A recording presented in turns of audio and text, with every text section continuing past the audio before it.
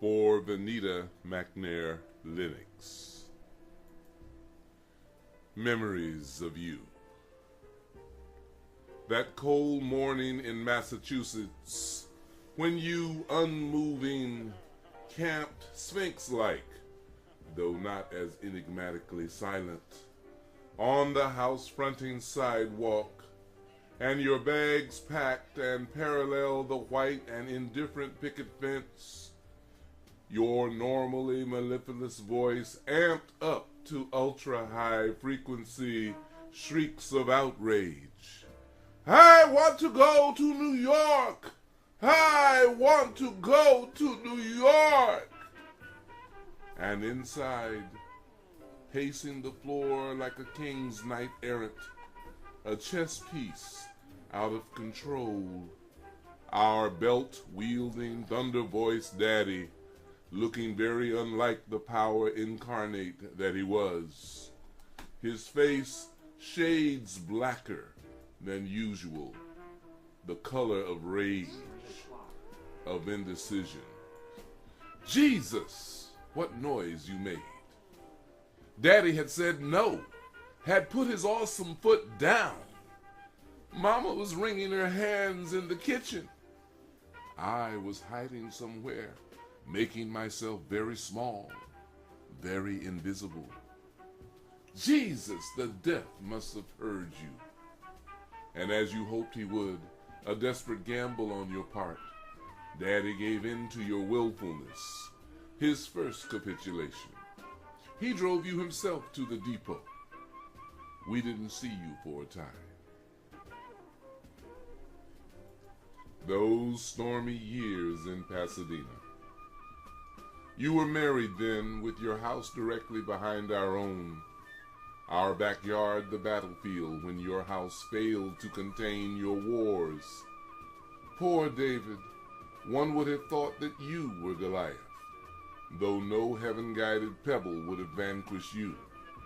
Our house shook regularly from the impact of plates, lamps, knives, anything throwable which crashed against your walls. And a good thing for David that your aim was so bad. No human being could be the vile, grotesque, misshapen, abominable, and ugly things you called your husband. If our right Reverend Daddy heard you, and I'm certain he did, he commended the matter to the Lord, having long ago given up trying to straighten you out. Those dark, uncertain days, when Mama retreated behind walls of Catatonia, when Daddy soldiered in a distant place, you came like a rushing wind to mother us, bringing with you that parade of men, Norman the artist, Jimmy the hipster, Bob the businessman. They never seemed to go home. I would meet them in the morning, sometimes sleeping in your bed. Such was my devotion to you that I never even once slipped a hint of such goings-on to Daddy. And I was always blurting out some injustice in those days. You slept a lot then, were always tired. Funny how people thought you were just pretending. And then, nephritis, an inside thief, stealing piecemeal right under our noses, succeeded in stealing your kidneys with everyone watching, almost robbed you of your life. I would sit with you in a succession of hospital rooms, watching you watch your body fluids bubble and ooze through the surgically implanted bovine shunt in your arm and thigh, through the latex umbilicals into the machine which laundered your urine. I marveled at how you worked through this tragedy, how you so quickly adjusted, made the best out of this terrible circumstance. You learned all you could about your disability. You refused to call it an illness, consulted with doctors and surgeons, kept abreast with new developments. Soon you were almost as knowledgeable as the specialist.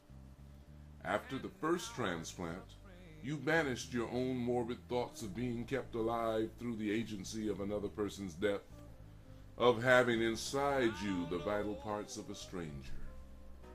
You wore well the body bloat, the puffy face of steroids, policing the body's immune system, warding off rejection. You were comforter and avenging angel to fellow patients. You spun a web around them, making them family. You organized them, advocated for them, even protected them from the maladministrations of erring, callous nurses or inept and indifferent doctors. You voiced in no uncertain terms the patient's tension fear of death, of becoming different with no chance return, no chance of being at the mercy of sadistic, hostile cohorts who masqueraded as healthcare workers, who could not and did not care. You demanded the same attention for your patients as you did for yourself, and as you gave. Pity the brusque, the hostile, the condescending nurse. Pity again the rough-handed doctor, or the obviously stupid. Your retributive justice was swift, bone-breaking, legendary.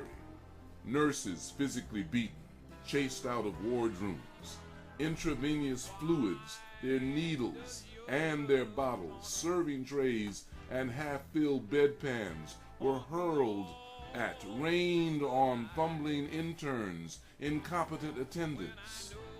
You patiently explained once to an arrogant resident how to insert the needle into your shunt, that it hurt unbearably when it was not inserted in such a way.